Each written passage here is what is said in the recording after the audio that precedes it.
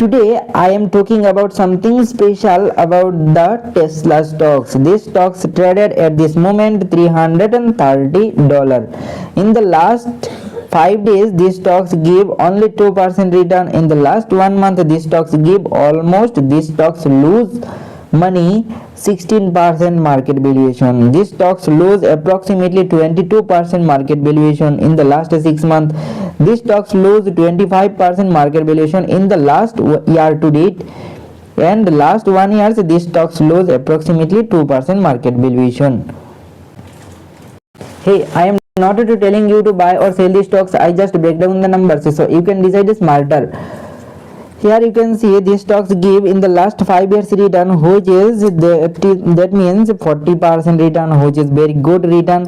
In the last 5 years these stocks give 40% return, but if you see the maximum return, which is 25,000% return, which is very good.